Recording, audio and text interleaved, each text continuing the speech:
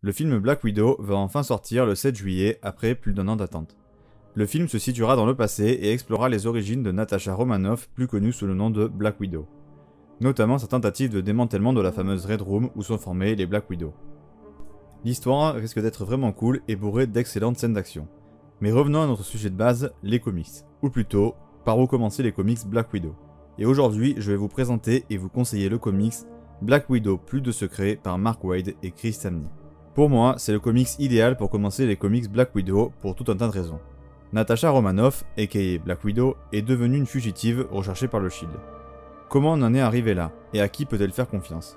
Natasha va en plus se rendre à la Red Room avec la ferme intention de mettre un terme de manière définitive au programme des Black Widow.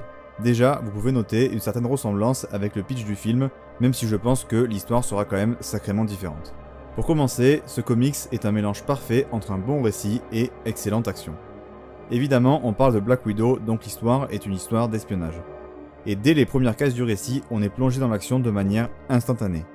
On retrouve Black Widow en pleine course-poursuite qui doit s'échapper des bureaux du Shield alors que tous les employés essaient de l'attraper et de l'empêcher de fuir. On ne sait pas pourquoi elle fuit ni qui elle fuit. On ne sait pas pourquoi elle est chassée par le Shield, mais l'histoire va évidemment nous le raconter dans la suite. Ce début de récit nous plonge directement dans l'ambiance et dans l'intrigue, on est happé par l'histoire. Histoire qui se développe peu à peu au fur et à mesure. Une sorte d'intrigue mystérieuse d'espionnage avec plusieurs intrigues qui s'entremêlent avec une Black Widow qui est plus une espionne qu'une héroïne. Elle ne reculera devant rien ou presque pour arrêter le programme Black Widow. L'histoire est entrecoupée par des flashbacks qui sont pour moi les meilleurs moments du récit. Dans ces flashbacks, on voit des scènes du passé de Natasha et là on s'aperçoit de la différence abyssale qu'il y a entre la jeune Natasha qui est encore dans le programme Black Widow avec la Natasha d'aujourd'hui. La jeune Natasha est froide, sans cœur et c'est littéralement la définition d'une arme pure et dure. On voit grâce à ces super scènes la différence et l'évolution du personnage en tant qu'héroïne et à quel point elle a changé. Du coup, pour en venir à un des meilleurs points du récit que je viens d'aborder, c'est le travail sur le personnage de Black Widow. Elle est vraiment très bien écrite. En particulier dans les scènes du passé qui nous font prendre toute la dureté et la dimension de la Red Room, et pourquoi elle doit absolument être arrêtée. On y voit toute la cruauté avec laquelle elle a été entraînée et également la cruauté des choses qu'on lui demande de faire pour faire ses preuves. Le personnage est particulièrement bien développé et défini grâce à ces scènes qui du coup enrichissent l'intrigue. Intrigue principale qui est vraiment très cool. Pour tous ceux qui aiment l'espionnage, c'est vraiment du tout bon.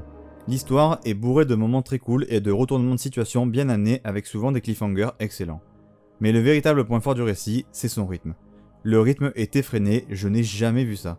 Ça va à 200 à l'heure. Le récit est hyper dynamique et va vraiment à toute vitesse, et ce pour une raison, il y a très peu de texte.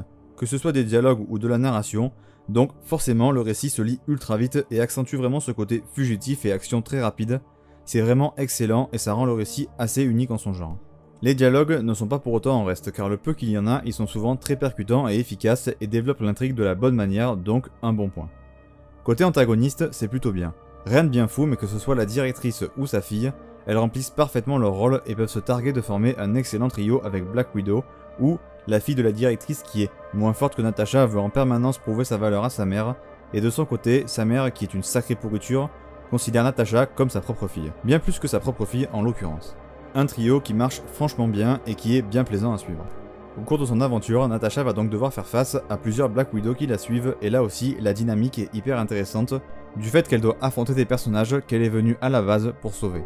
Pour les sauver d'elle-même, mais surtout de la Red Room, donc des antagonistes franchement sympas, qui donc développent Natasha d'une bonne manière, donc vraiment très cool. Il y a également un dernier antagoniste qui est en quelque sorte un personnage que Natasha a créé dans le passé. Donc son passé la rattrape, et pour une ancienne espionne et une criminelle, c'est vraiment une bonne chose de se faire rattraper par ses erreurs passées. Là, ça l'a fait avancer dans son personnage. Pour affronter toutes ces épreuves, Natasha sera accompagnée notamment du soldat l'hiver qui lui prêtera main forte pour venir à bout de son objectif, et comme d'hab, leur relation est bien écrite et vraiment bien à suivre. Ça apporte un côté un peu plus détendu au récit par moment. Donc en bref, un scénario franchement sympa, avec du bon développement et de bons personnages et des antagonistes plutôt bien cool. Mais maintenant, passons à la meilleure partie de ce comics, les dessins de l'incroyable Chris Samnee. C'est vraiment de loin la meilleure partie du récit. Ces dessins et plus globalement toute la partie graphique, c'est absolument magnifique. C'est une dinguerie absolue. Chris Samnee est au sommet de son art sur ce récit. Première chose à dire, et donc vous avez dû vous rendre compte en voyant les images défiler depuis le début de la vidéo, Chris Samnee a un style plutôt simple avec assez peu de traits, mais bordel, qu'est-ce que c'est efficace. La maîtrise de Samnee sur l'ensemble du récit est vraiment impressionnante. Mais alors là où il est le meilleur, c'est sur les scènes d'action. Elles sont incroyables. C'est à la fois extrêmement clair et lisible et en même temps plein de détails. Mais surtout, là où Sam Neill fait la plus grosse différence sur les scènes d'action, c'est dans son découpage et des scènes qu'il choisit de montrer. Il alterne les scènes de plans plus larges avec des plans très resserrés sur les détails du combat qui rend l'action hyper plaisante à suivre et en même temps très claire. L'intelligence avec laquelle il alterne toutes ces scènes, on pourrait presque voir l'action en direct comme si c'était un film, c'est absolument fou. Chris Samnee est la définition même du fait qu'on n'a pas besoin d'avoir un dessin complexe pour qu'il soit superbe. Évidemment, l'ambiance que Chris Samnee installe dans le récit est incroyable également. Elle colle parfaitement à l'histoire, j'irais même jusqu'à dire que le récit colle au dessin et pas l'inverse. L'ambiance alterne entre des scènes très sombres et parfois au contraire des scènes très lumineuses en fonction de l'action. Ça peut très vite alterner entre les deux de manière hyper fluide, c'est une superbe réussite à ce niveau-là.